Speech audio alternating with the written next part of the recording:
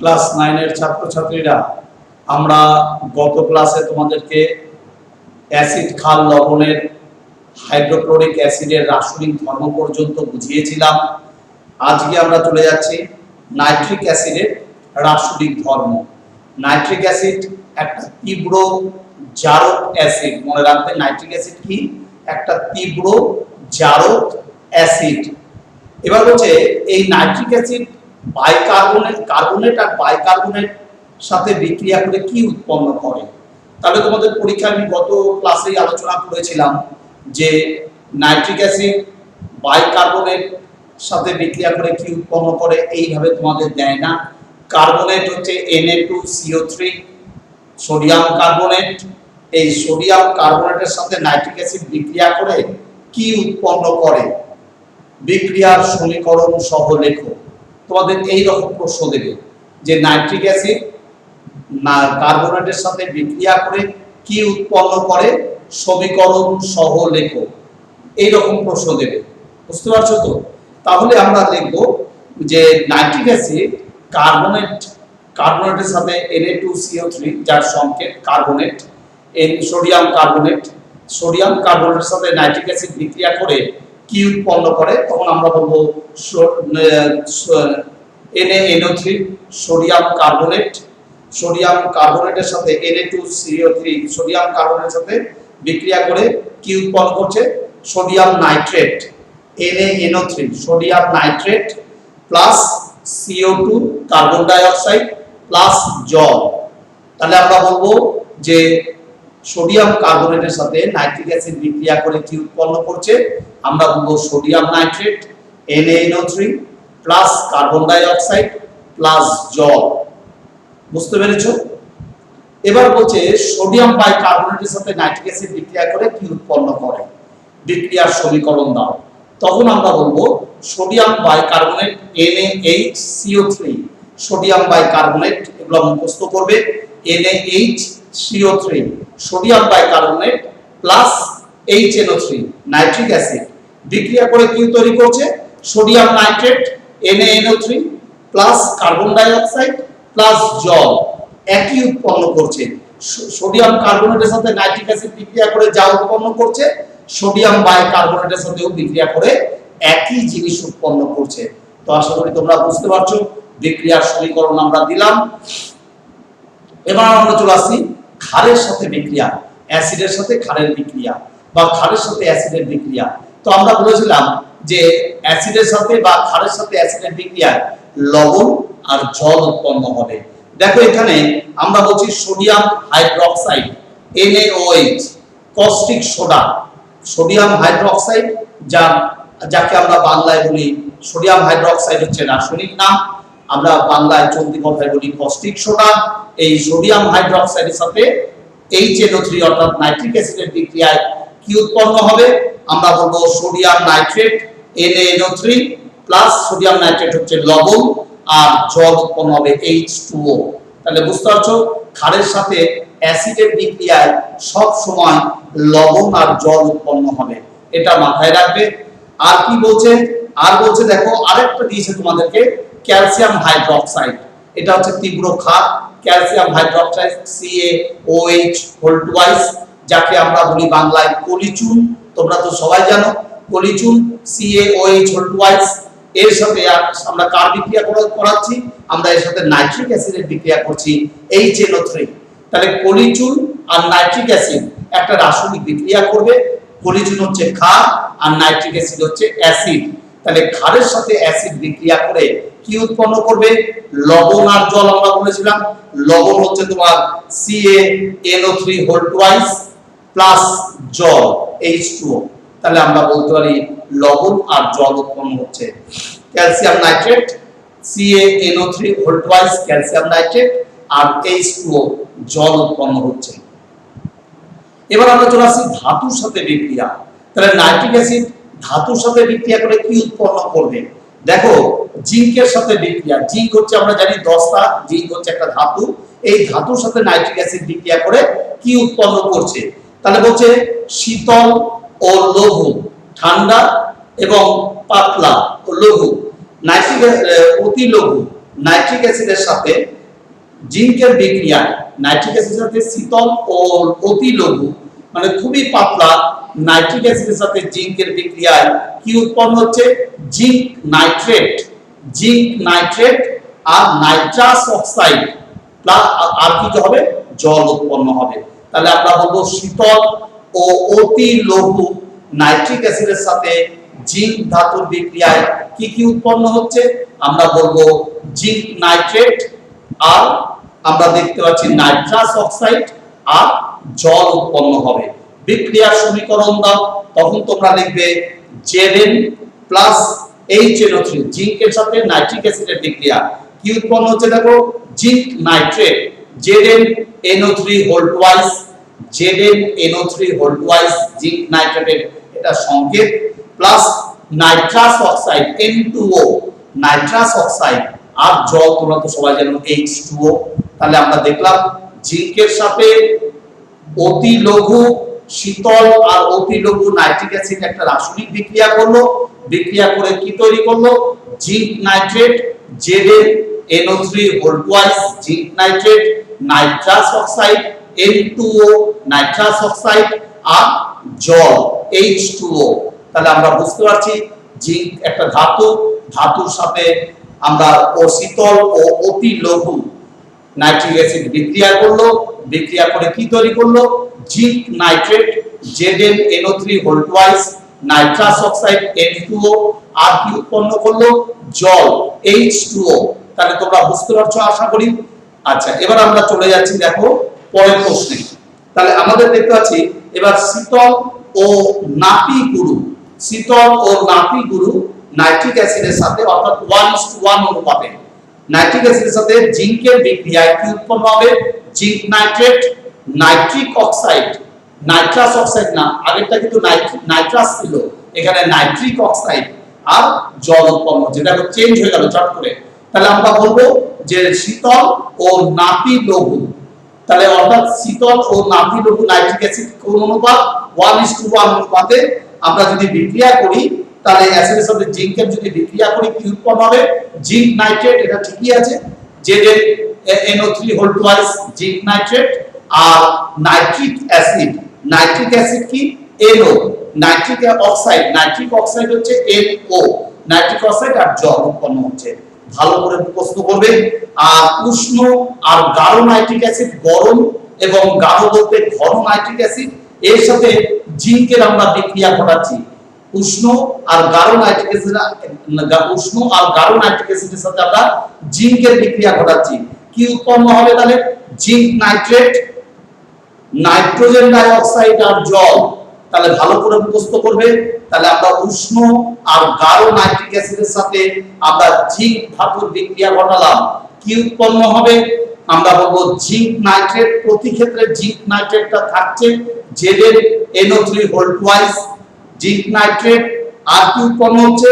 আমরা দেখতে পাচ্ছি নাইট্রোজেন ডাই অক্সাইড NO2, নাইট্রোজেন ডাই অক্সাইড একটা বায়ু দূষক গ্যাস, বায়ুকে দূষণ করে আর জল উৎপন্ন হবে H2O। তাহলে তোমরা দেখতে পাচ্ছ, তাহলে আমরা দেখলাম যে জিঙ্কের সাথে নাইট্রিক অ্যাসিড তিন রকম ভাবে বিক্রিয়া করলো। খুব ইম্পর্টেন্ট, তোমরা ভালো করে পড়ে এগুলো কিন্তু মুখস্থ করতে হবে তোমাদের। এই বিক্রিয়ার সমীকরণগুলো যে যত ভালো মুখস্থ করতে পারবে সে তত ভালো নম্বর পাবে। আর এটার উপায় আমি এর আগের দিন আলোচনা করেছিলাম, যখন তোমরা পড়বে তার পাশে খাতা রাখবে, কিন্তু খাতা রেখে পড়বে এবং লিখবে, তবে তোমাদের এটা মনে থাকবে। শুধু একদিন পড়লে হবে না, তোমাদের কিন্তু এটা মাঝে মাঝে অভ্যাস করতে হবে, প্র্যাকটিস করতে হবে, তবেই তোমরা কিন্তু এই বিক্রিয়ার সমীকরণগুলো মনে রাখতে পারবে। তোমরা কন্টিনিউ করো, দেখবে তোমরা কন্টিনিউ যদি এটা অভ্যাস করো তাহলে এক সময় কি হবে, তোমাদের না পড়লেও চলবে, তোমরা বইটা খুললেই তোমাদের কিন্তু সব মনে পড়ে যাবে। তাহলে এটা নিয়মটা এটাই যে তুমি যদি এটাকে কন্টিনিউ প্র্যাকটিসের মধ্যে রাখো, অঙ্ক যেমন প্র্যাকটিস করছো, এই বিক্রিয়ার সমীকরণগুলো যদি তুমি ওই প্র্যাকটিসের মতো খাতায় লিখতে থাকো মুখস্থ করে করে, প্রতিদিন একবার করে যদি করো, বেশি না, এখন তো তোমাদের লকডাউন, এখন তো অনেক সময়, তোমরা যদি একবার করে সময় ধরে করে যদি করো তাহলে দেখবে এমন এক সময় আসবে যখন তোমাদের আর এটা মুখস্থ করতে হবে না, তোমরা একটু মনে করলেই সব পেরে যাবে, বা বইটা একটু খুলে দেখলেই সব মনে পড়ে যাবে। বুঝতে পেরেছো? তাহলে এটা নিয়ম হচ্ছে তোমাকে অঙ্ক যেমন প্র্যাকটিস করছো এটাকেও প্র্যাকটিস করতে হবে। এবার চলে আসছে আমরা ম্যাগনেসিয়ামের সাথে বিক্রিয়া।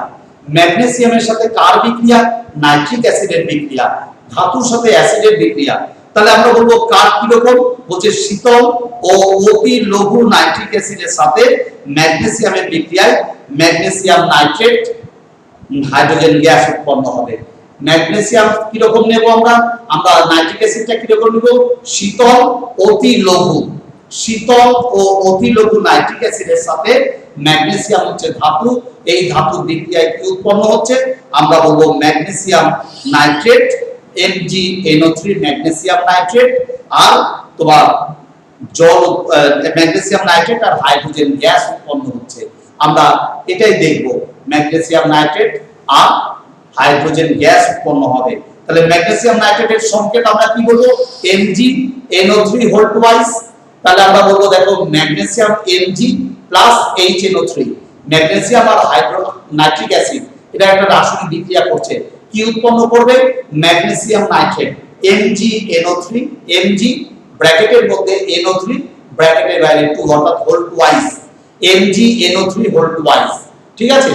তাহলে আর হাইড্রোজেন গ্যাস উৎপন্ন করবে। এবার আমরা চলে আসছি শীতল ও নাতিগুরু নাতিগারো। শীতল ও নাতিগারো নাইট্রিক অ্যাসিডের সাথে ম্যাগনেসিয়ামের বিক্রিয়া কি উৎপন্ন হবে? ম্যাগনেসিয়াম নাইট্রেট, নাইট্রিক অক্সাইড আর জল। শীতল ও নাতিগারো নাইট্রিক অ্যাসিডের সাথে আমরা ম্যাগনেসিয়ামের বিক্রিয়া করছি, তাহলে কি 1:1 অনুপাতে কি উৎপন্ন হবে? আমরা বলছি ম্যাগনেসিয়াম নাইট্রেট, নাইট্রিক অক্সাইড আর জল। তাহলে দেখো ম্যাগনেসিয়াম, তাহলে আমরা Mg plus HNO3 equals to magnesium nitrate MgNO3 whole twice, magnesium nitrate আর নাইট্রিক অক্সাইড আমরা দেখব NO আর H2O জল উৎপন্ন হবে। এবার আমরা চলে আসি তামার সাথে। তামা বা কপার তোমরা সকলেই জানো, তামা বা কপারের সাথে আমরা চলে আসছি নাইট্রিক অ্যাসিডের বিক্রিয়া। অতি লঘু আর শীতল, অতি লঘু আর শীতল নাইট্রিক অ্যাসিডের সাথে তামা বা কপারের বিক্রিয়ায় কি উৎপন্ন হবে? আমরা দেখতে পাচ্ছি কপার নাইট্রেট, নাইট্রাস অক্সাইড আর জল। কপার নাইট্রেট আর নাইট্রাস অক্সাইড আর জল। বিক্রিয়ার সমীকরণ দাও। তাহলে কপার আর নাইট্রিক অ্যাসিড, কপার হচ্ছে Cu আর নাইট্রিক অ্যাসিড হচ্ছে HNO3, তাহলে এদের বিক্রিয়া কি হবে? Copper nitrate CuNO3 whole twice copper nitrate আমরা বলবো, আর nitrous oxide N2O nitrous oxide আর জল H2O। তাহলে বুঝতে পারছো আমরা বলছি কপারের সাথে নাইট্রিক অ্যাসিডের একটা রাসায়নিক বিক্রিয়া করব। নাইট্রিক অ্যাসিডটা কি রকম নেব? শীতল ও অতি লঘু। মনে রাখবে শীতল ও অতি লঘু নাইট্রিক অ্যাসিডের সাথে কপারের বিক্রিয়া কি উৎপন্ন হচ্ছে? Copper nitrate CuNO3 whole twice copper nitrate, nitrous oxide N2O plus জল H2O। ভালো করে পড়বে। এবার আমরা চলে আসি শীতল ও নাতিগারো। 1:1 অনুপাতে নিচ্ছি আমরা নাইট্রিক অ্যাসিড আর কপার বা তামা, এর বিক্রিয়ায় কি উৎপন্ন হবে? তখন আমরা বলবো যে নাইট্রিক অ্যাসিডের সঙ্গে কপারের বিক্রিয়ায় কপার নাইট্রেট, নাইট্রিক অক্সাইড আর জল। তাহলে আমরা Cu plus HNO3 equals to copper nitrate CuNO3 whole twice, CuNO3 whole twice plus nitric oxide আমরা বলবো NO প্লাস জল H2O। আর এবার চলে আসছি আমরা গাঢ় আর উষ্ণ নাইট্রিক অ্যাসিড। গাঢ় মানে ঘন আর উষ্ণ বলতে গরম নাইট্রিক অ্যাসিডের সাথে আমরা কপারের বিক্রিয়া করছি। বিক্রিয়া করে কি উৎপন্ন হবে? Copper nitrate CuNO3 whole twice copper nitrate আর নাইট্রোজেন ডাই অক্সাইড NO2 বায়ু দূষক গ্যাস, নাইট্রোজেন ডাই অক্সাইড আর জল। তাহলে আমরা বলবো উষ্ণ আর গাঢ় নাইট্রিক অ্যাসিডের সাথে কপারের যদি বিক্রিয়া করি, Cu যদি বিক্রিয়া করা হয় তাহলে কি উৎপন্ন হবে? আমরা বলবো Cu plus HNO3 equals two আমরা বলবো কি copper nitrate CuNO3 whole twice copper nitrate plus nitrogen ডাই অক্সাইড NO2 প্লাস জল H2O। তোমরা আশা করি বুঝতে পারছো। এগুলো ছাড়া মুখস্থ করবে এবং খাতায় লিখবে, তবে তুমি পরীক্ষার হলে বা পরীক্ষায় লিখে আসতে পারবে। বুঝতে পারছো? তাহলে এবার আমরা চলে আসছি, তাহলে নাইট্রিক অ্যাসিডকে আমরা কিভাবে শনাক্ত করব, কিভাবে চিনব এটা যে নাইট্রিক অ্যাসিড। একটা হয়তো কাচের বিকারে বা ছোট্ট টেস্ট টিউবে তোমাকে নাইট্রিক অ্যাসিড দিয়েছে, তুমি হয়তো জানোই না, তাহলে বলবে এটা নাইট্রিক অ্যাসিড কিনা, তুমি কিভাবে শনাক্ত করবে? খুব ইম্পর্টেন্ট, খুব ভিভিআই তোমাদের এটা পরীক্ষায় দেয়, নাইট্রিক অ্যাসিডের শনাক্তকরণ বা বলয় পরীক্ষা। এটাকে বলয় পরীক্ষাও বলে, যে নাইট্রিক অ্যাসিডের বলয় পরীক্ষাটি লেখো বা নাইট্রিক অ্যাসিডকে শনাক্তকরণটি লেখো, নাইট্রিক অ্যাসিডের শনাক্তকরণটি লেখো, বা তুমি কিভাবে নাইট্রিক অ্যাসিডকে শনাক্ত করবে, খুব ইম্পর্টেন্ট। তাহলে আমরা চলে আসছি, দেখো একটা টেস্ট টিউবে, একটা ছোট্ট কাচনলে আমরা নাইট্রিক অ্যাসিড নিয়ে তাতে সমপরিমাণ, মানে আমরা যে পরিমাণ নাইট্রিক অ্যাসিড নিয়েছি ঠিক সেই পরিমাণ আমরা সদ্য প্রস্তুত, আমরা সবেমাত্র প্রস্তুত করেছি ferrous sulphate FeSO4, ferrous sulphate দ্রবণ নিয়ে আমরা মিশিয়ে দিলাম। আমি আবার বলছি, আমরা একটা ছোট্ট টেস্ট টিউবে, ছোট্ট কাচনলে, সরু কাচনল টেস্ট টিউব, সেই টেস্ট টিউবে আমরা কি করলাম, আমরা নাইট্রিক অ্যাসিড নিলাম এবং সদ্য প্রস্তুত, আমরা সবেমাত্র প্রস্তুত করেছি ferrous sulphate FeSO4, ferrous sulphate. এই ফেরাস সালফেট আমরা সমপরিমাণ নিলাম, নাইট্রিক অ্যাসিড যা নিয়েছি, যে পরিমাণ নিয়েছি ঠিক সেই পরিমাণ আমরা ফেরাস সালফেট নিলাম, নিয়ে আমরা কি করলাম, ভালো করে মিশিয়ে দিলাম নাইট্রিক অ্যাসিডের সাথে ফেরাস সালফেটকে।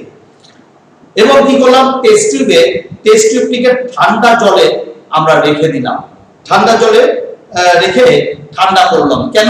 আমরা ফেরাস সালফেট কিন্তু আমরা গরম নিয়েছিলাম, সবেমাত্র প্রস্তুত করেছিলাম, সেই জন্য আমাদের ফেরাস সালফেটটা গরম ছিল, আমরা সেটাকে ঠান্ডা জলে রেখে ঠান্ডা করে নিলাম। কাদের মিশ্রণ? নাইট্রিক অ্যাসিড আর ফেরাস সালফেটের মিশ্রণকে। এবার বলছে এরপর অ্যাসিডের গাবে, আমরা টেস্ট টিউবের গাবে, আমরা যে টেস্ট টিউবের মধ্যে তাহলে এখন কি কি আছে, টেস্ট টিউবের মধ্যে তোমার দুটো উপাদান আছে, একটা আছে নাইট্রিক অ্যাসিড আর একটা আছে ফেরাস সালফেট। এখন আমি টেস্ট টিউবটাকে ঠান্ডা করলাম, ঠান্ডা করে আমি ওই টেস্ট টিউবের গাবে, মানে ধীরে ধীরে আমি গাবে কি ফেলতে লাগলাম, ফোঁটা ফোঁটা করে সালফিউরিক অ্যাসিড H2SO4, আমি সালফিউরিক অ্যাসিড ধীরে ধীরে ঢাললাম। কি দেখতে পাবো, sulphuric acid, nitric acid, ferrous sulphate, এই তিনটি দ্রবণের সংযোগ স্থলে, এই তিনটি দ্রবণ, প্রথমে ছিল নাইট্রিক অ্যাসিড, তারপরে ফেরাস সালফেট, তারপরে তুমি সালফিউরিক অ্যাসিড, এদের তিনটার সংযোগ স্থলে একটা বাদামি বর্ণের আমি বলয় দেখতে পাবো, সেই বলয়টার নাম হচ্ছে নাইট্রোসোফেরাস সালফেট পেন্টাহাইড্রেট। অর্থাৎ আমরা বাদামি বর্ণের যে বলয়টা দেখতে পাবো, যে তোমার টেস্ট টিউবের মধ্যে নাইট্রিক অ্যাসিড, ফেরাস সালফেট আর সালফিউরিক অ্যাসিড, এদের মিশ্রণ, এদের মিশ্রণের ফলে, এদের সংযোগ স্থলে একটা আমি বাদামি বর্ণের বলয় বা রিং, যাকে ইংরেজিতে রিং বলে, বাদামি বর্ণের রিং বা বলয় দেখতে পাবো। এই বাদামি বর্ণের রিং বা বলয়টিকে রাসায়নিক নাম হচ্ছে নাইট্রোসোফেরাস সালফেট পেন্টাহাইড্রেট। আবার বলছি যে এই বাদামি বর্ণের রিং বা বলয়টির রাসায়নিক নাম হচ্ছে নাইট্রোসোফেরাস সালফেট পেন্টাহাইড্রেট। ভালো করে করবে, তোমাদের এখানে দেওয়া আছে বইয়ে, এটা সৃষ্টি হয় এই বলয় পরীক্ষার সাহায্যে আমরা নাইট্রিক অ্যাসিডকে শনাক্ত করতে পারি। এই বলয়টাকে দেখে আমরা বলবো এর মধ্যে নাইট্রিক অ্যাসিড আছে। ঠিক আছে, তাহলে আমি আবার প্রথম থেকে বলছি, ভালো করে শুনে নাও, মুখস্থর কোনো ব্যাপার নাই, বুঝে পড়লেই হবে। আমরা একটা টেস্ট টিউব নিলাম, এই টেস্ট টিউবের মধ্যে আমি নাইট্রিক অ্যাসিড নিলাম। ঠিক আছে, এবার নাইট্রিক অ্যাসিডের মধ্যে আমি কি নিলাম, আমি যে পরিমাণ নাইট্রিক অ্যাসিড নিলাম ঠিক সেই পরিমাণ আমি সদ্য প্রস্তুত, মানে এই মাত্র আমি প্রস্তুত করেছি ফেরাস সালফেট, ফেরাস সালফেট ওই টেস্ট টিউবের মধ্যে নিলাম। নাইট্রিক অ্যাসিড যে পরিমাণ নিয়েছি ঠিক সেই পরিমাণেই আমি ফেরাস সালফেট নিলাম। তাহলে আমার টেস্ট টিউবের মধ্যে দুটো উপাদান হলো, একটা হচ্ছে নাইট্রিক অ্যাসিড আর একটা হচ্ছে ফেরাস সালফেট, এদের মিশ্রণ। এখন তুমি যেহেতু ফেরাস সালফেটটা সদ্য প্রস্তুত করেছো, অর্থাৎ সবেমাত্র তৈরি করেছো, তাই ওটা গরম থাকবে, ওদের মিশ্রণটা গরম হয়ে গেছে। ওই টেস্ট টিউবটাকে এখন আমরা কি করলাম, জলের মধ্যে কিছুক্ষণ, ঠান্ডা জলে কিছুক্ষণ রাখলাম, ওটাকে ঠান্ডা করলাম। ঠান্ডা করে এবার আমরা কি করলাম, এবার ওই টেস্ট টিউবের গাবে আমরা ফোঁটা ফোঁটা করে আমরা H2SO4 ওই দ্রবণের মধ্যে যোগ করলাম, তাহলে আমাদের তিনটা দ্রবণ হয়ে গেল। তিনটা দ্রবণের মিশ্রণ হলো, একটা হচ্ছে নাইট্রিক অ্যাসিড প্রথমে ছিল, তারপরে তুমি ফেরাস সালফেট দিয়েছো, তারপরে সালফিউরিক অ্যাসিড দিয়েছো। তাহলে নাইট্রিক অ্যাসিড, ফেরাস সালফেট আর H2SO4 সালফিউরিক অ্যাসিড, এদের মিশ্রণের সংযোগের স্থলে একটা বাদামি বর্ণের রিং বা বলয় দেখা যাবে। এই রিং বা বলয়কে আমরা রাসায়নিক নাম হচ্ছে নাইট্রোসোফেরাস সালফেট পেন্টাহাইড্রেট। আমরা এই তোমার রিং বা বলয়টি দেখেই আমরা বলবো যে এর মধ্যে নাইট্রিক অ্যাসিড আছে। এই নাইট্রিক অ্যাসিডের জন্যই এই বলয়টা সৃষ্টি হয়েছে। বুঝতে পারছো? তাহলে এর পরীক্ষা থেকে আমরা কি জানলাম? এটা একটা বলয় পরীক্ষা, কারণ ওই বাদামি রঙের বলয় সৃষ্টি হয়েছে, তাই এটা বলয় পরীক্ষা। আর এই বলয় পরীক্ষা থেকে আমি নাইট্রিক অ্যাসিডকে শনাক্ত করলাম বা চিনতে পারলাম। বুঝতে পেরেছো? তাহলে এবার তোমরা দেখো, এবার আমরা চলে আসছি যে এইভাবে আমরা নাইট্রিক অ্যাসিডকে চিনতে পারবো। তো এবার চলে আসছি আমরা, দেখো কোন রাসায়নিক বিক্রিয়ায় যখন কোন যৌগিক পদার্থ থেকে কোন মৌল মুক্ত হয়, কোন রাসায়নিক বিক্রিয়ায় যৌগিক পদার্থ থেকে মৌল বেরিয়ে আসছে, তখন ওই মৌলটির সদ্যজাত অবস্থাকে অর্থাৎ মৌলটির অণুতে পরিণত হওয়ার আগের অবস্থাটা মৌলটির জায়মান অবস্থা। খুব সুন্দর বলেছে। কোন যৌগিক পদার্থ থেকে যখন আমরা কোন মৌল বেরিয়ে আসবে বা অণুতে পরিণত হবে, তখন তার আগের যে অবস্থা, মৌলটির যে আগের অবস্থা, সেই অবস্থাটাকে বলি আমরা জায়মান অবস্থা। ঠিক আছে? এই জায়মান অবস্থা কিন্তু খুব ক্ষণস্থায়ী হয়, খুব অল্প সময়ের জন্য হয়, কারণ যৌগ থেকে মৌল খুব তাড়াতাড়ি বেরিয়ে যায়। তার যৌগ থেকে মৌল বেরানোর আগের অবস্থা কিন্তু, তাহলে খুব অল্প সময়ের জন্য এই জায়মান অবস্থার সৃষ্টি হয়। ঠিক আছে? রাসায়নিক বিক্রিয়ার ফলে হাইড্রোজেন ঘটিত যৌগ থেকে সদ্যজাত হাইড্রোজেনকে জায়মান হাইড্রোজেন বলে। আমরা তো আগেও পড়েছি, ক্লাস 8 তোমরা পড়েছো জায়মান হাইড্রোজেন।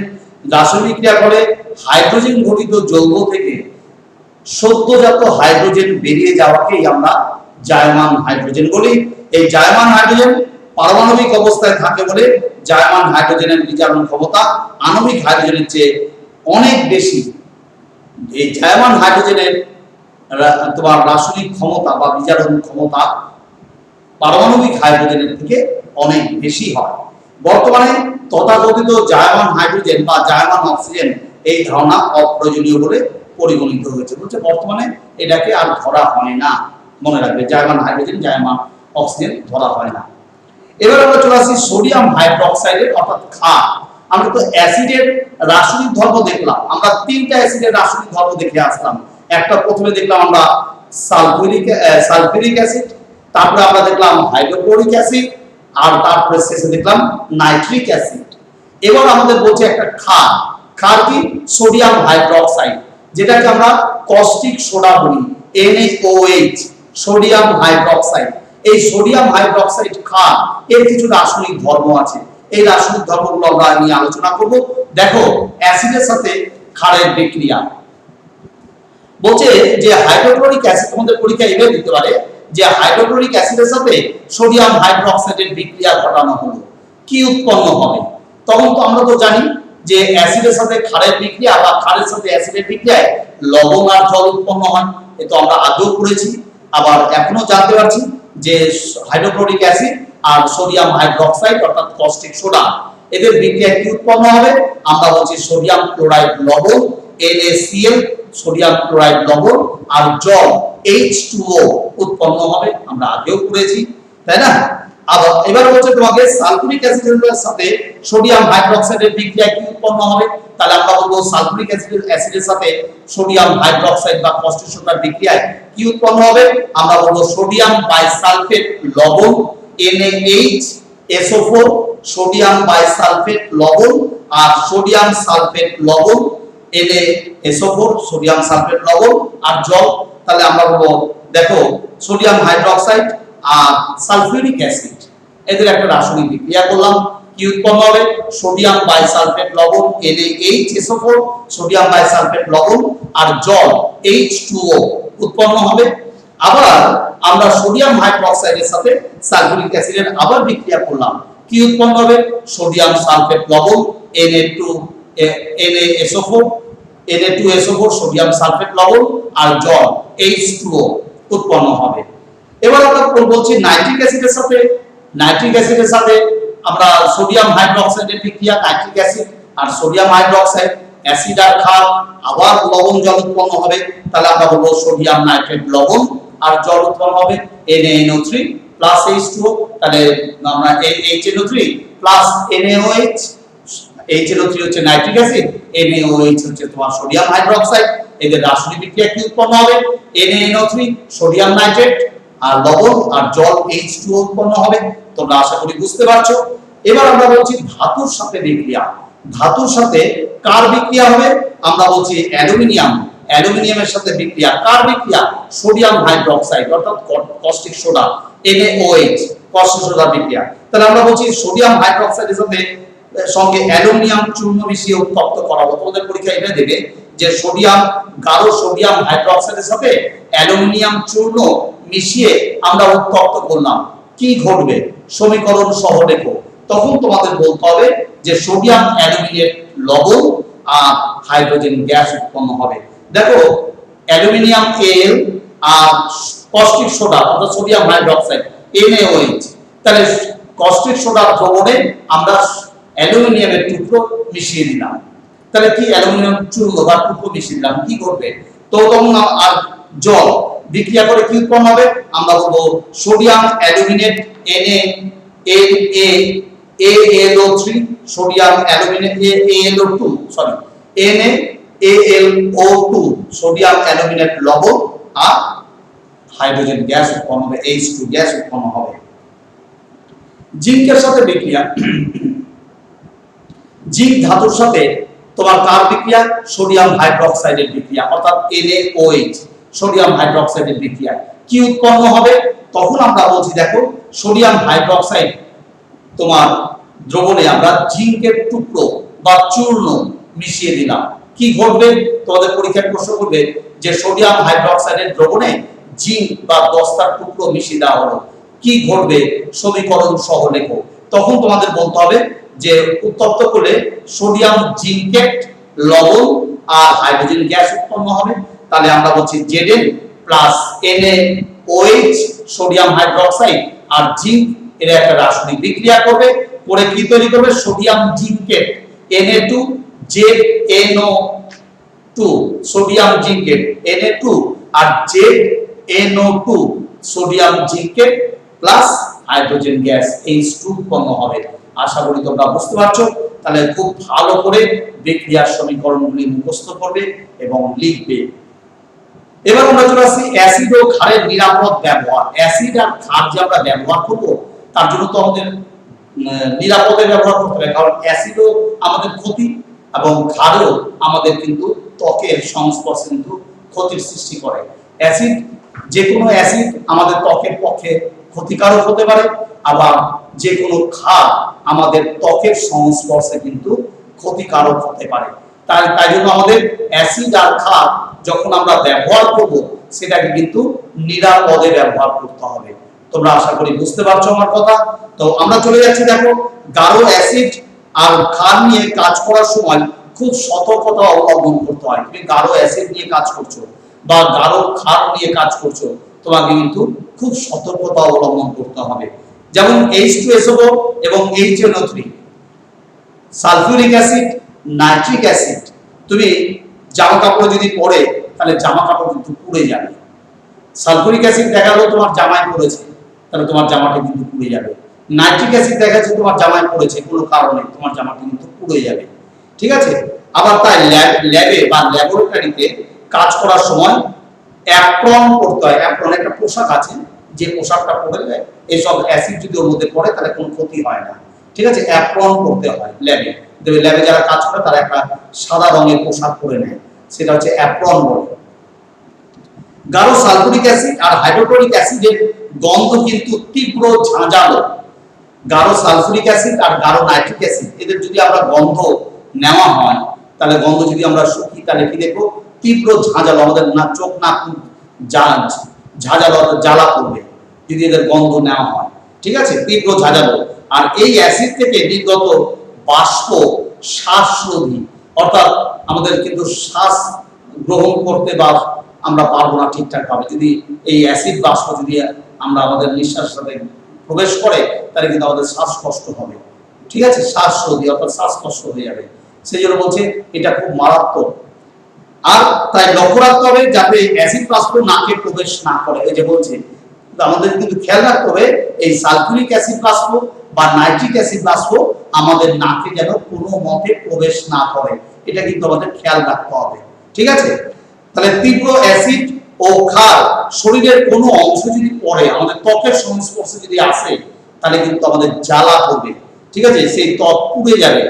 আর অসাবধানতা বশত যদি কোনো কারণে অ্যাসিড বা ক্ষার দেহের কোনো অংশে পড়ে, সঙ্গে সঙ্গে সেই জায়গাটা আমাদের ঠান্ডা জল দিয়ে অনেকক্ষণ ভিজিয়ে রাখতে হবে, ঠিক আছে, ধুয়ে দিতে হবে। আর অ্যাসিড পড়লে সোডিয়াম বাইকার্বনেট দ্রবণ দিয়ে, আর ক্ষার পড়লে লেবুর রস দিয়ে সেই জায়গাটা ধুয়ে দিতে হবে। কেন বলতো? দুটো কিন্তু খুব মজার ব্যাপার। তোমার দেখা গেল সালফিউরিক অ্যাসিড তোমার ত্বকে পড়েছে, চামড়ায় পড়েছে, সালফিউরিক অ্যাসিড তোমার চামড়ায় পড়েছে, তখন বলা হচ্ছে সোডিয়াম বাইকার্বনেট দ্রবণ দিয়ে সেই জায়গাটা ধুয়ে দিতে হবে। তো সোডিয়াম বাইকার্বনেটটা কি? একটা ক্ষার, কিন্তু মনে রাখবে সোডিয়াম বাইকার্বনেট একটা ক্ষার। তাহলে ক্ষার দিয়ে কেন ধুতে বলছে? ক্ষার কি করে? অ্যাসিডকে প্রশমিত করবে, ওর ক্রিয়াকে কমিয়ে দেবে, তোমার যে ত্বকে পড়েছে, তোমার যে জ্বালা পড়ছে সেই জ্বালাটা কমিয়ে দেবে। আবার তোমার যদি ত্বকে ক্ষার পড়ে, তাহলে কি করতে বলছে? লেবুর রস। লেবুর রসটা কি? Citric acid. লেবুর রসে কি আছে? সাইট্রিক অ্যাসিড আছে। সেই সাইট্রিক অ্যাসিড তোমার কি করবে? ওই ক্ষারের যে জ্বলন বা জ্বালাটা, ওই অ্যাসিড কি করবে? ওটা কমিয়ে দেবে। তাহলে ক্ষার পড়লে অ্যাসিড দিয়ে ধুতে হবে, আর অ্যাসিড পড়লে ক্ষার দিয়ে ধুতে হবে, এটা মাথায় রাখতে হবে তোমাদেরকে, ঠিক আছে। সেই জায়গাটা ভালো করে ধুয়ে ফেলতে হবে। আর সালফিউরিক অ্যাসিডে জল ঢাললে, আমি যদি সালফিউরিক অ্যাসিডে জল দিয়ে দিই, তাহলে কি হবে? প্রচুর তাপের সৃষ্টি হবে, কিন্তু ফলে অ্যাসিড ফুটতে থাকবে এবং চারদিকে ছিটকে পড়ে দুর্ঘটনার সৃষ্টি হতে পারে। তাই সালফিউরিক অ্যাসিডে কিন্তু সরাসরি জল যোগ করা হয় না। তুমি সালফিউরিক অ্যাসিডে যদি জল দিয়ে দাও, তাহলে কি হবে? অ্যাসিডটা কিন্তু ফুটতে শুরু করবে এবং প্রচুর তাপের সৃষ্টি হবে এবং বিস্ফোরণও ঘটতে পারে, ছিটকে পড়তে পারে অ্যাসিড, ঠিক আছে। এবং চোখে মুখে পড়লে কিন্তু তোমার চোখ কিন্তু, চোখে যদি পড়ে চোখ কিন্তু স্থায়ীভাবে নষ্ট হয়ে যেতে পারে। খুব সাবধান। তাই আমরা বলি যে সালফিউরিক অ্যাসিডে কিন্তু সরাসরি জল যোগ করা হয় না, জলে সালফিউরিক অ্যাসিড দেওয়া হয়। সালফিউরিক অ্যাসিডে জল দেব না, জলের মধ্যে সালফিউরিক অ্যাসিড দিলে তাহলে কিন্তু এই ক্ষতিটা হয় না, ঠিক আছে। তাই এই জন্য সালফিউরিক অ্যাসিডের জলীয় দ্রবণ তৈরি করতে গাঢ় অ্যাসিডের মধ্যে জল না ঢেলে জলের মধ্যে অল্প অল্প করে সালফিউরিক অ্যাসিড দিতে হয়। বুঝতে পারছো তো? তাহলে নাড়তে হয়। ঘরে চুনকাম করা হয়, দেখবে ঘরে আমরা যখন কোনো রং করি, রং করার আগে একটা সাদা রং করা হয়, সাদা রং করা হয়, তাই না? চুনকাম বলে ওটাকে। চুনকাম করার সময় খুব সাবধানতা অবলম্বন করতে হয়। চোখে অ্যাসিড বা ক্ষার পড়লে চোখের পক্ষে কিন্তু খুব ক্ষতি। অ্যাসিড পড়লেও চোখ ক্ষতি হবে, ক্ষার পড়লেও চোখে ক্ষতি হবে, কিন্তু খুব সাবধান। আমাদের ত্বক এবং চোখ, মুখ, এগুলোতে যেন অ্যাসিড বা ক্ষার কোনো মতেই না আসতে পারে, ঠিক আছে। এটা ওই জন্য অ্যাসিড বা ক্ষার যখন আমরা ব্যবহার করব, খুব সাবধানে এটাকে ব্যবহার করব। আর তীব্র অ্যাসিড হচ্ছে HCl, আমরা আগেই বলেছিলাম। তীব্র অ্যাসিড হচ্ছে হাইড্রোক্লোরিক অ্যাসিড, তীব্র অ্যাসিড হচ্ছে নাইট্রিক অ্যাসিড, তীব্র অ্যাসিড হচ্ছে তোমার সালফিউরিক অ্যাসিড। এরা হচ্ছে সবাই তীব্র অ্যাসিড। কেন ত্রিব্র অ্যাসিড? কারণ এরা জলীয় দ্রবণে H+ আয়ন বেশি মাত্রায় দেয়, তাই এরা তীব্র। তাই এরা এদের সংস্পর্শে ত্বকে প্রচন্ড জ্বালার সৃষ্টি হয়। আর এই ঘটনাটাকে বলি আমরা অ্যাসিড বার্ন, অ্যাসিডে পোড়া, ঠিক আছে, অ্যাসিড বার্ন বলা হয়, অর্থাৎ অ্যাসিডে পুড়েছে। আর তীব্র ক্ষার NaOH, caustic soda, caustic soda, caustic potash, এরা হচ্ছে তীব্র ক্ষার। কেন এরা তীব্র ক্ষার? কারণ হচ্ছে এরা জলীয় দ্রবণে হাইড্রক্সিল আয়ন বেশি মাত্রায় দেয়, OH- আয়ন বেশি মাত্রায় দেয় বলে এরা তীব্র ক্ষার, মনে রাখবে। তাই এদের ত্বকের সংস্পর্শে প্রচন্ড জ্বালা সৃষ্টি হয়, ত্বকের ক্ষতের সৃষ্টি হয়, ত্বকে ঘা হয়ে যাবে, এবং এই ঘটনাটাকে আমরা বলি অ্যালকালি বার্ন। অ্যালকালি হচ্ছে ক্ষার, অ্যালকালি, ক্ষারকে বলা হয় অ্যালকালি, অ্যালকালি বার্ন অর্থাৎ ক্ষারের পোড়া। ঠিক আছে, ভালো করে পড়বে। এবার চলে আসছে আমরা অ্যাসিড আর ক্ষারের ধর্মের জলীয় মাধ্যমের গুরুত্ব, অর্থাৎ অ্যাসিড জলীয় মাধ্যমে কি হয়, আবার ক্ষার জলীয় মাধ্যমে কি ঘটনা ঘটে আমরা দেখব। দেখো, অ্যাসিডের মধ্যে জল যোগ করলে অ্যাসিড কিন্তু আয়নিত হবে, অর্থাৎ অ্যাসিড ভেঙে যাবে, ভেঙে গিয়ে দুটো আয়নে পরিণত হবে, একটা ধনাত্মক আয়ন, একটা ঋণাত্মক আয়ন। তো বলছে অ্যাসিডের মধ্যে জল যোগ করলে অ্যাসিড আয়নিত হয়ে হাইড্রোজেন আয়ন উৎপন্ন করে, H+ আয়ন উৎপন্ন করে, আর এই H+ আয়ন উৎপন্ন করার জন্যই আমরা বলি অ্যাসিড তাকে বলা হয়। এই জন্য H+ আয়ন জলের অণুর সঙ্গে যুক্ত হয়ে কি তৈরি করে, হাইড্রক্সোনিয়াম ion, H3O+, H3O+, hydroxonium ion উৎপন্ন করে ফেলে, তাই না?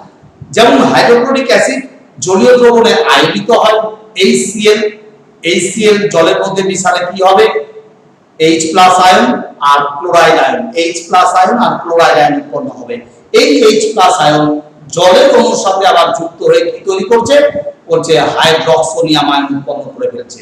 দেখো, HCl H+ আয়ন আর ক্লোরাইড আয়ন, আর এই H+ আয়ন আবার জলের অণুর সাথে যুক্ত হচ্ছে, ওই কি তৈরি করছে, হাইড্রক্সোনিয়াম আয়ন উৎপন্ন করছে। দেখো, আমি একটু দেখাচ্ছি তোমাদেরকে। আমরা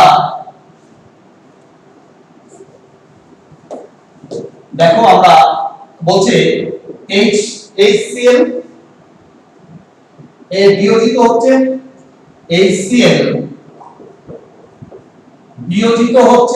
বিয়োজিত হয়ে কি উৎপন্ন করছে, হাইড্রোজেন আয়ন আর ক্লোরাইড আয়ন।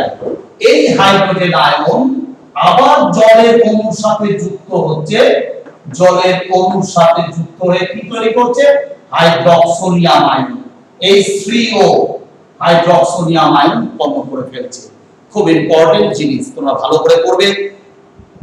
সুতরাং জলীয় দ্রবণে হাইড্রোক্লোরিক এর বিয়োজন বিক্রিয়াটি হবে কি, HCl H2SO4, তাহলে H2O HCl H2O equals to H3O hydroxonium ion plus chloride ion. বুঝতে পারছো? তাহলে হাইড্রোক্লোরিক অ্যাসিড কে জলে যদি মেশানো হয় তাহলে কি উৎপন্ন করবে, হাইড্রক্সোনিয়াম আয়ন আর ক্লোরাইড আয়ন, হাইড্রক্সোনিয়াম আয়ন আর ক্লোরাইড আয়ন উৎপন্ন করবে। খুব ইম্পর্টেন্ট। আবার অনুরূপে সালফিউরিক অ্যাসিড, নাইট্রিক অ্যাসিড, তোমার ইত্যাদি অ্যাসিড গুলো জলীয় দ্রবণে আয়নিত হয়ে হাইড্রোজেন আয়ন দেয়। তাহলে সালফিউরিক অ্যাসিড জলীয় দ্রবণে বিয়োজিত হচ্ছে, হাইড্রোজেন আয়ন আর সালফেট আয়নে পরিণত হচ্ছে। নাইট্রিক অ্যাসিডও হাইড্রোজেন আয়ন, নাইট্রেট আয়ন। আর সুতরাং পদার্থগুলির মধ্যে অ্যাসিড ধর্ম দায়ের জন্য হাইড্রোজেন আয়ন বা হাইড্রক্সোনিয়াম আয়ন থাকে। আবার ক্ষারের মধ্যে যদি জল যোগ করা হয় তাহলে ক্ষারের অণু বিয়োজিত হয়ে হাইড্রক্সিল আয়ন, তাহলে আমরা OH- আয়ন উৎপন্ন করবে। যেমন ক্যালসিয়াম হাইড্রক্সাইড, CaOH হল টুয়াইস, পলিচুন। ক্যালসিয়াম হাইড্রক্সাইড আমরা তাহলে জলে বিয়োজিত হয়ে কি উৎপন্ন করবে, ক্যালসিয়াম আয়ন আর হাইড্রক্সিল আয়ন উৎপন্ন করবে। আর আবার সোডিয়াম হাইড্রক্সাইড, কস্টিক সোডা অর্থাৎ সোডিয়াম হাইড্রক্সাইড জলে বিয়োজিত হয়ে কি উৎপন্ন করবে, সোডিয়াম আয়ন আর হাইড্রক্সিল আয়ন উৎপন্ন করবে।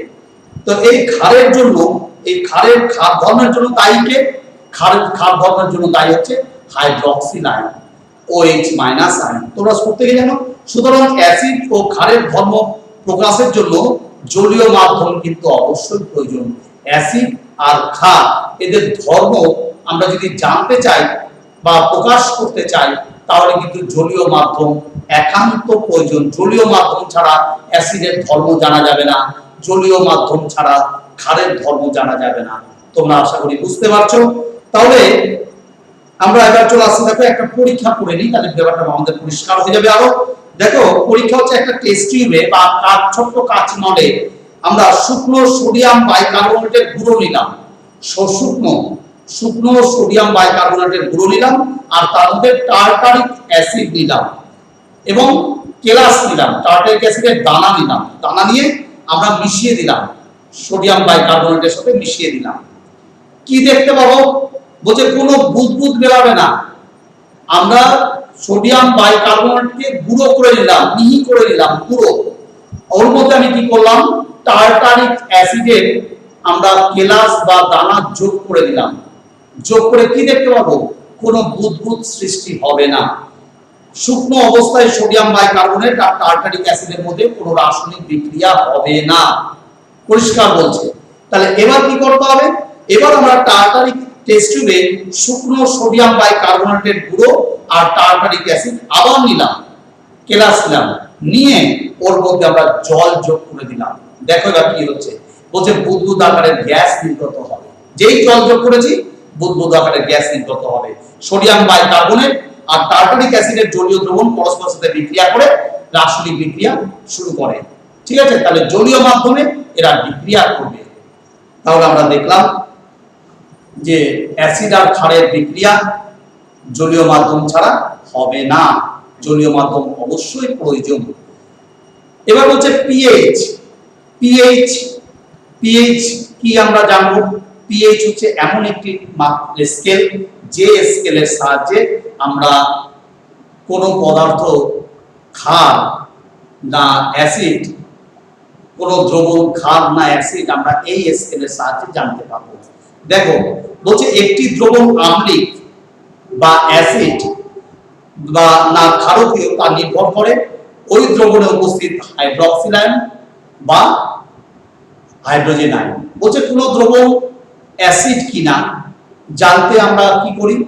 আমরা জানবো যে দ্রবণটি অ্যাসিড যদি হয় তাহলে হাইড্রোজেন আয়ন থাকবে বেশি মাত্রায়, আর যদি দ্রবণটি ক্ষার হয় তাহলে ওর মধ্যে কি থাকবে? হাইড্রক্সিল আয়ন থাকবে বেশি মাত্রায়। তাহলে আমরা বলবো ওটা অ্যাসিড, এটা ক্ষার। তাহলে প্রত্যেক দ্রবণেই তো হাইড্রোজেন আয়ন আর হাইড্রক্সিল আয়ন থাকে, প্রত্যেক দ্রবণেই থাকে। তাহলে যদি হাইড্রোজেন আয়নের পরিমাণ হাইড্রক্সিল আয়নের থেকে বেশি হয় তাহলে দ্রবণটি আম্লিক হবে। প্রত্যেকটা দ্রবণে হাইড্রোজেন আয়ন থাকে, হাইড্রক্সিল আয়ন থাকে। এখন কোন দ্রবণে যদি হাইড্রোজেন আয়ন বেশি থাকে তাহলে দ্রবণটা আম্লিক হবে, যাকে আমরা অ্যাসিড বলি। আর কোন দ্রবণে যদি হাইড্রক্সিল আয়ন বেশি থাকে তখন আমরা দ্রবণটি বলবো ক্ষারীয় বা ক্ষারকীয় দ্রবণ। বুঝতে পারছো? তাহলে ক্ষার বলবো দ্রবণটি। তাহলে আবার আমরা বলছি দ্রবণের অম্লত্বের এবং ক্ষারকীয়ত্বের তীব্রতা দ্রবণের উপস্থিতি হাইড্রোজেন আয়ন আর হাইড্রক্সিল আয়নের ঘনত্বের উপর নির্ভর করে। হ্যাঁ, আমরা বলতে পারি একটা দ্রবণের অম্লত্ব বা একটা দ্রবণ অ্যাসিড আর একটা দ্রবণ ক্ষার, সেটা আমরা কিভাবে বুঝবো? আমরা দ্রবণটির হাইড্রোজেন আয়ন আর হাইড্রক্সিল আয়নের উপর নির্ভর করে বলতে পারবো। বুঝতে পারছো? তাহলে কোন দ্রবণ কতটা আম্লিক বা কতটা ক্ষারকীয় আমরা তো বলে দেবো যে একটা দ্রবণ হাইড্রোজেন আয়ন যদি বেশি থাকে দ্রবণটা বলবো আম্লিক বা অ্যাসিড, আর কোন দ্রবণে যদি হাইড্রক্সিল আয়ন বেশি থাকে তাহলে আমরা দ্রবণটিকে বলবো ক্ষার। এটা নাই বলতে পারবো। কিন্তু এখন যদি প্রশ্ন করা হয় দ্রবণটি কতটা আম্লিক বা কতটা অ্যাসিড বা দ্রবণটি কতটা ক্ষারকীয়, আমরা কিন্তু বলতে পারবো না। পারবো কি? কখনোই বলতে পারবো না। আমরা এটা বলে দিতে পারবো যে দ্রবণটি অ্যাসিড, দ্রবণটি ক্ষার, কিন্তু কতটা অ্যাসিড বা কতটা ক্ষার আমরা কিন্তু বলতে পারবো না। এই যে একটা দ্রবণ কতটা অ্যাসিড বা একটা দ্রবণ কতটা ক্ষার তা জানার জন্য একটা স্কেল ব্যবহার করা হয়। সেই স্কেলটিকে বলা হচ্ছে পিএইচ স্কেল। ঠিক আছে? PH scale. তাহলে দেখো এখন আমরা এই পিএইচ স্কেলের সাহায্যে একটা দ্রবণ কতটা আম্লিক কতটা ক্ষার আমরা অবশ্যই জেনে যাব। কিভাবে জানবো? দেখো বলছে পিএইচ স্কেলের আগে সংজ্ঞাটা দেখে নিই। বলছে যে ব্যবস্থার মাধ্যমে কোন দ্রবণ কতটা আম্লিক বা অ্যাসিড, কতটা ক্ষারকীয় বা ক্ষার বা প্রশম, অর্থাৎ প্রশম কথার অর্থ হচ্ছে না অ্যাসিড না ক্ষার, অর্থাৎ দ্রবণটা অ্যাসিডও নয় দ্রবণটা ক্ষারও নয়, তাহলে প্রশম। তাহলে প্রশম একটা উদাহরণ হচ্ছে জল। জল হচ্ছে একটা প্রশম, যেটা না অ্যাসিড না ক্ষার, তাই না?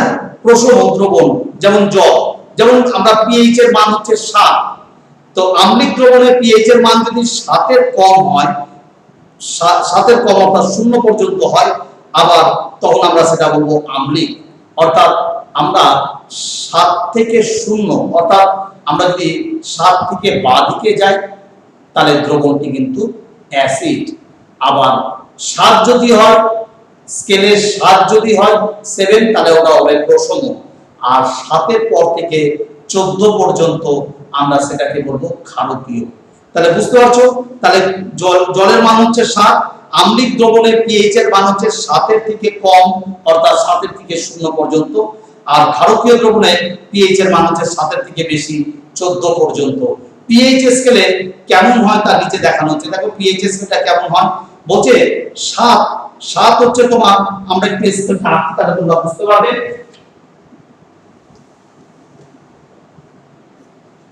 দেখো আমি পিএইচ স্কেলটা আঁকছি, তোমরা একটু মন দিয়ে দেখো। এটা হচ্ছে 7, এটা প্রশম। এটা হচ্ছে 6, এটা 5, এটা 4, এটা 3, এটা 2, এটা 1, এটা হলো 0, ঠিক আছে। আবার এটা 8, 9, 10, 11, 12, 13, 14। তোমরা আশা করি বুঝতে পারছো। দেখো এই 7টা হচ্ছে প্রশম,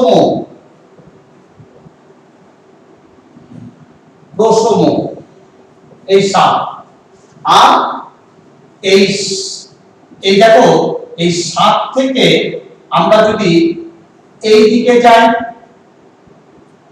তাহলে দ্রবণটি হবে অ্যাসিড, আর 7 থেকে যদি আমরা ডান দিকে যাই তাহলে দ্রবণটি হবে ক্ষার। তাহলে বুঝতে পারছো 7 হচ্ছে আমার প্রশম, প্রশমর বাম দিকে গেলে আমার অ্যাসিড আর ডান দিকে গেলে আমার ক্ষার। বুঝতে পারছো?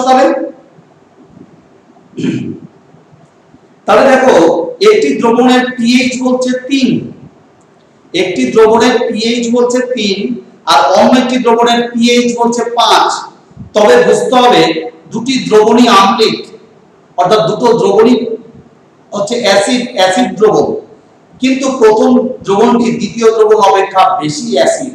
অর্থাৎ আমরা 7 থেকে 0 এর দিকে যাচ্ছি অর্থাৎ বাঁ দিকে যাচ্ছি, যত 7 থেকে 0 এর দিকে এগোবো অ্যাসিডের মাত্রাটা তত বাড়বে, ঠিক আছে।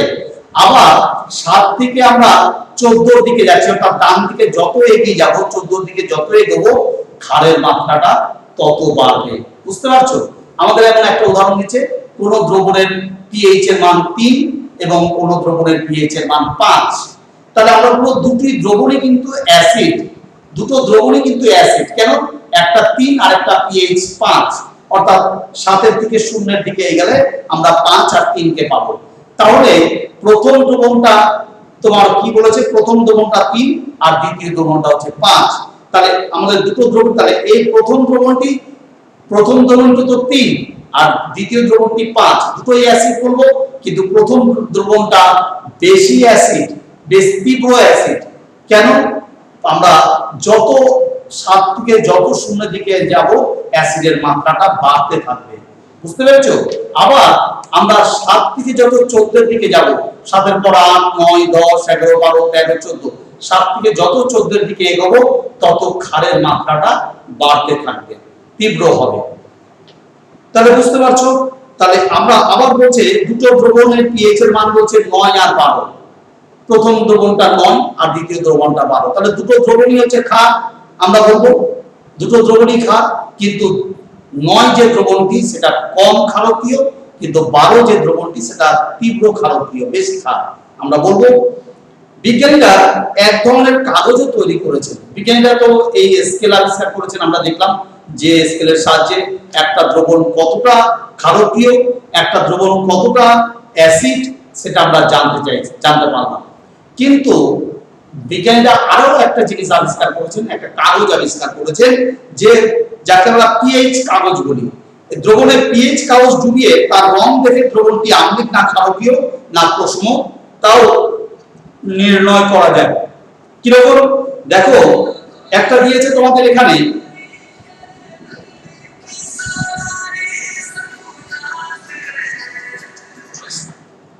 হ্যাঁ বলেন,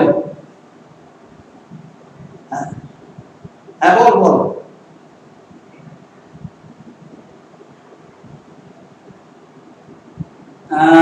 দিয়ে যেতে পারবে না দাদা? ও আচ্ছা, তাহলে তুই এক কাজ কর, আমার তোদের গ্রুপের যে হোয়াটসঅ্যাপ, সেই গ্রুপের হোয়াটসঅ্যাপে পাঠিয়ে দে, ঠিক আছে? গ্রুপে পাঠা, তাহলে গ্রুপে পাঠিয়ে দিয়ে অসুবিধা হবে না, ঠিক আছে? পাঠিয়ে দিয়ে আমি ওখান থেকে দেখে তোকে নম্বরটা বলে দিতে হবে, ঠিক আছে? আচ্ছা আচ্ছা। আর তোদেরই ক্লাস করাচ্ছে এখন অ্যাসিড খাত, এর আগের দিন পরিচিত পেয়েছিস কালকে? আচ্ছা, আজকেও পড়াচ্ছে, আজকেও পড়িয়েছিলেন, ঠিক আছে? ওখান থেকে নিয়ে নিবি। আচ্ছা ঠিক আছে, পাঠিয়ে দে গ্রুপে, ঠিক আছে? তোর নাম দিয়ে পাঠাবি, ঠিক আছে? আচ্ছা আচ্ছা ঠিক আছে। দেখো, আমরা দেখতে পাচ্ছি যে নিচে সারণীতে কতগুলো দ্রবণ ও তাদের পিএইচ এর মান দেওয়া হয়েছে। যেমন তোমাদের পাতিলেবুর রস, পাতিলেবুর রস কি? পাতিলেবুর রস হচ্ছে সাইট্রিক অ্যাসিড, আমরা প্রত্যেকেই জানি অ্যাসিড, এর পিএইচ এর মান 7 এর কম অবশ্যই হবে, কারণ অ্যাসিড তো, অ্যাসিড কি হবে? 7 এর কম হবে, 0 থেকে 7 এর মধ্যে থাকবে, তাহলে দ্রবণটা কি হবে? আম্লিক হবে, তাই না? চুন জল, চুন এবং জল, চুন জল কি? এটা একটু খার, মনে রাখবে। দ্রবণটা কি হবে? 7 এর বেশি হবে, মনে রাখবে। ভিনিগারের জলীয় দ্রবণ, ভিনিগার কি? ভিনিগার হচ্ছে অ্যাসিটিক অ্যাসিড, ভিনিগারের রাসায়নিক নাম হচ্ছে অ্যাসিটিক অ্যাসিড, ভালো করে মনে রাখবে। এই CH3, যার সংকেত হচ্ছে CH3COOH, ভিনিগার। তো এই ভিনিগার এর রাসায়নিক নাম হচ্ছে অ্যাসিটিক অ্যাসিড, এটা যেহেতু অ্যাসিড, তাহলে এর অ্যাসিডের মাত্রাটা কি হবে? 7 এর কম হবে, তাই না? এটা আম্লিক হবে। আবার তোমার বলছে খাদ্য লবণের জলীয় দ্রবণ, খাদ্য লবণ কি? খাদ্য লবণ হচ্ছে তোমার না অ্যাসিড না ক্ষার, তাই না? এটা তো একটা লবণ, তাহলে এর এটা প্রশম হবে, তাহলে আমরা বলবো 7 হবে, এটা প্রশম হবে। আর সোডার জলীয় দ্রবণ, সোডা কি?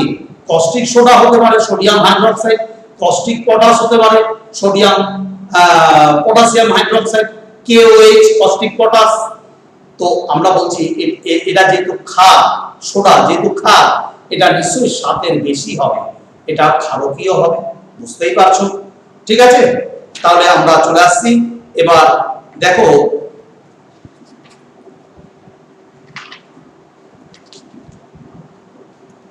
আমরা দাঁতের ক্ষয়ের উপর দেখো পিএইচ এর প্রভাব, কৃষি আর মৎস্য চাষে পিএইচ এর গুরুত্ব দেখব। আমরা যে দাঁতের ক্ষয় হচ্ছে, দাঁত দেখবে ক্ষয়ে যায় অনেক সময়, তাই না? দাঁতের ক্ষয়, এটাও কিন্তু আমাদের এই অ্যাসিড আর ক্ষারের জন্য হয়ে থাকে। আবার কৃষি জমিতে আমরা যে চাষ করি, সেই জমিও কিন্তু অ্যাসিড আর ক্ষারের উপর নির্ভর করে। আবার পুকুরে যে মাছ চাষ করা হয়, এই পুকুরেও তোমার অ্যাসিড আর ক্ষার, পিএইচ এর মাত্রাও ঠিক রাখতে হয়। তাহলে আমাদের দাঁতের ক্ষেত্রেও পিএইচ এর মাত্রা ঠিক রাখতে হবে, কৃষি জমিতে পিএইচ এর মাত্রাটা ঠিক রাখতে হবে, এবং পুকুর অর্থাৎ যেখানে আমরা মাছ চাষ করা হয়, সেখানেও পুকুরে পিএইচ এর মাত্রাটা ঠিক রাখতে হবে, বুঝতে পারছো? তাহলে এবার চলে আসি দাঁতের ক্ষয়ের উপর পিএইচ এর প্রভাব। তোমাদের পরীক্ষায় দিতে পারে, লিখে দিল যে দাঁতের ক্ষয়ের উপর পিএইচ এর প্রভাব লেখো বা আলোচনা করো। তখন তুমি বলবে মানবদের বিভিন্ন তরলের পিএইচ এর মান বিভিন্ন রকম হয়। আমরা জানি আমাদের দেহের যে তরলগুলো আছে, তার বিভিন্ন পিএইচ এর মান বিভিন্ন রকম হবে। আমাদের দেহের সকল কাজ সঠিকভাবে সম্পন্ন হতে হলে দেহের বিভিন্ন দেহ তরলের পিএইচ এর মান সঠিক থাকা দরকার। আমাদের দেহে যে দেহ তরল রয়েছে, তার মধ্যে পিএইচ এর মান, আমাদের দেহের সমস্ত কাজগুলো যদি ঠিকঠাক ভাবে করতে হয়, তাহলে আমাদের দেহ তরলের মধ্যে পিএইচ এর মানটা ঠিকঠাক থাকতে হবে, বুঝতে পারছো তো? যেমন তো আমাদের লালা রসে পিএইচ এর মান কত? 6.02 থেকে 7.05 এর মধ্যে থাকতে হবে। তাহলে 6.02 কম হলে সেটা আমরা দেখতে পাচ্ছি 6.02 মানে কি? অ্যাসিড, তাই না? 7 এর কম, ভালো করে বোঝো, 7 এর কম, 6.02 কি? 7 এর কম, তার মানে সেটা অ্যাসিড হয়ে গেল কিন্তু। আবার দেখো 7.05 অর্থাৎ সেটা কিন্তু 7 ডেই হয়ে গেল, সেটা প্রশম হয়ে গেল। তার মানে কি, আমাদের শরীরে যে লালা রসটা আছে সেই লালা রসের স্বাভাবিক মাত্রা কত? 6.02 থেকে 7.05 এর মধ্যে যদি থাকে আমাদের লালা রসটা, তাহলে আমাদের ঠিক থাকবে। যদি এর কম হয়ে গেল তাহলে ক্ষতি হবে, তাহলে অ্যাসিডের মাত্রা বেড়ে যাবে, ফলে দাঁত ক্ষয়ে যাবে বেশি।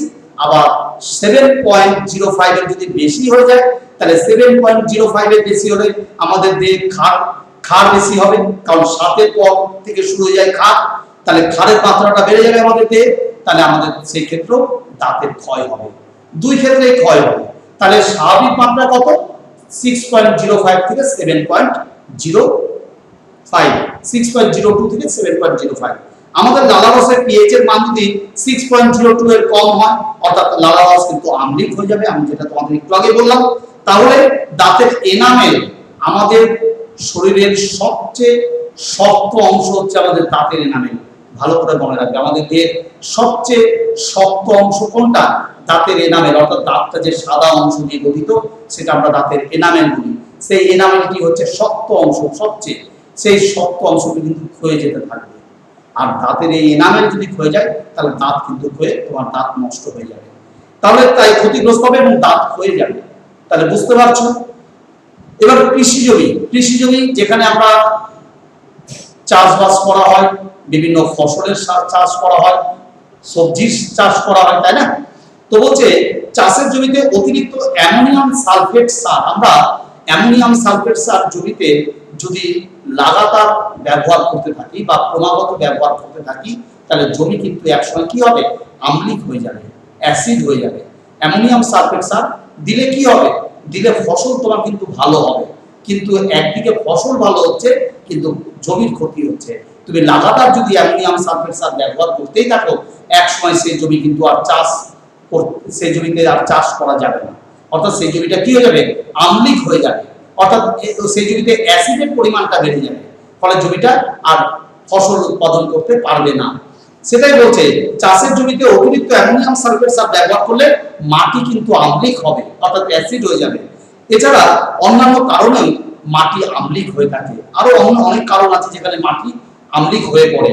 চাষের জমিতে মাটি আম্লিক যদি হয়ে যায়, অর্থাৎ সেই জমিতে চাষ করলে কিন্তু ভালো ফসল পাওয়া যাবে না। আমি একটু আগে তোমাদের আলোচনা করলাম যে জমি যদি আম্লিক হয়ে যায়, তাহলে সেই জমিতে কিন্তু ফসল আর হবে না। তাহলে চাষের জমির মাটির নমুনা নিয়ে জলে গুলে দেখতে হবে।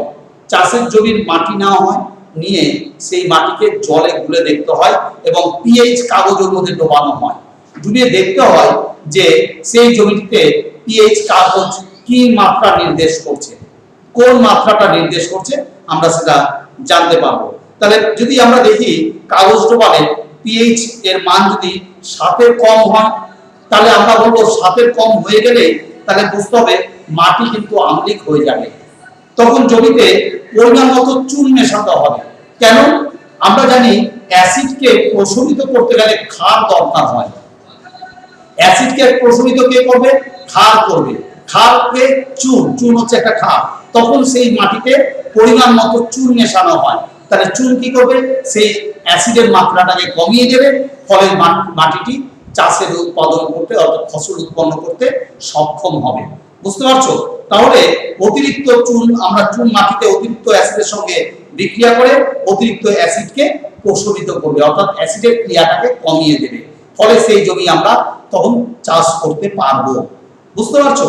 তাহলে কৃষি কার্যের জন্য প্রথমে চাষযোগ্য মাটির পিএইচ নির্ণয় করা হয়, অর্থাৎ কোন জমিতে আমি চাষ করব, আগে করা হয়নি, আমি শুরু করছি চাষ, তখন সেই জমির মাটি সংগ্রহ করা হয়। মাটি সংগ্রহ করে সেই জলে দিয়ে আমরা পিএইচ কাগজ ডুবিয়ে দেখে নেওয়া হয় যে জমিটিতে অ্যাসিড আছে না ক্ষার আছে। যদি অ্যাসিড থাকে তাহলে আমরা ক্ষার মিশিয়ে জমিটাকে ঠিক করব, আর যদি ক্ষার থাকে তাহলে অ্যাসিড মিশিয়ে আমি জমিটাকে ঠিক করব। বুঝতে পারছো? তাহলে জমিতে ফসলের জন্য কোন সার প্রয়োগ করতে হবে তা ঠিক করা হয়। আর জলাশয় অর্থাৎ পুকুরে আমরা যখন মাছ চাষ করি, তখন সেই পুকুরের জল কি আম্লিক না ক্ষার সেটা আগে দেখে নেওয়া হয়। অর্থাৎ ডোবা, পুকুর, ভেরি, মাছ চাষের জন্য এই সব জলাশয় যদি আম্লিক হয়, অর্থাৎ অ্যাসিড হয়, তাহলে সেই জলে মাছ চাষ কিন্তু করা ঠিক হবে না। মাছ চাষ করলে মাছ কিন্তু মারা যাবে। তাহলে কি হবে, জলাশয়ের জলের নমুনা সংগ্রহ করে আমরা সেখানে পিএইচ কাগজ ডোবালে জেনে যাব যে কতটা অ্যাসিড আছে জলটা। তাহলে তখন আমরা সেটা আম্লিক কিনা, যদি আম্লিক হয় তাহলে সেই জলে পরিমাণ মতো চুন মেশায়। চুন মেশালে কি হবে, এই চুন হচ্ছে একটা ক্ষার, সেই জলকে অ্যাসিডের মাত্রা, জলে যে অ্যাসিড আছে সেই জলের অ্যাসিডের মাত্রাটাকে কমিয়ে দেবে। ক্ষার অ্যাসিডের মাত্রাটাকে প্রশমিত করবে, কমিয়ে দেবে, ফলে সেই জলে মাছ চাষ তখন আমরা করতে পারবো। তাহলে বুঝতে পারছো যে এই আমরা দাঁতের ক্ষয়ের উপর পিএইচ এর প্রভাব দেখলাম, আমরা কৃষি জমিতে পিএইচ এর প্রভাব দেখলাম, আর আমাদের জলাশয় অর্থাৎ মাছ চাষের ক্ষেত্রে জলাশয়ে পিএইচ এর প্রভাব দেখলাম। তিনটাই ইম্পর্টেন্ট, তোমরা ভালো করে পড়বে। আমরা আজকে এই অবধি রাখছি। তোমরা আগামী ক্লাসে আমি তোমাদের বাকি অ্যাসিডটা কমপ্লিট করব। তোমরা ভালো করে বাড়িতে আমি যে সমীকরণগুলো বলেছিলাম, অ্যাসিডের সাথে ক্ষারের বিক্রিয়া, ধাতুর সাথে অ্যাসিডের বিক্রিয়া, ধাতুর সাথে ক্ষারের বিক্রিয়া, এই বিক্রিয়াগুলো খুব ভালো করে পড়বে এবং খাতায় লিখবে। ঠিক আছে, মন দিয়ে পড়ে যাও, অবশ্যই পারবে। আর এখনো যারা তোমরা চ্যানেলটি সাবস্ক্রাইব করোনি তারা অবশ্যই চ্যানেলটি সাবস্ক্রাইব করে দিও, পাশে বেল আইকনে ক্লিক করে দিও, পরের ভিডিও নোটিফিকেশন অবশ্যই তোমরা পাবে। আর আমার পড়ানো তোমাদের কেমন লাগছে তা তোমরা লাইক ও কমেন্টের মধ্য দিয়ে আমাকে জানিও। আর এই ভিডিওটি তোমরা যদি কোনো বন্ধুর সাথে শেয়ার করতে চাও অবশ্যই করতে পারো। ঠিক আছে, আজকে তাহলে আমি রাখলাম। ভালো থেকো আর ভালো করে মন দিয়ে পড়াশোনা করে যাও। ঠিক আছে।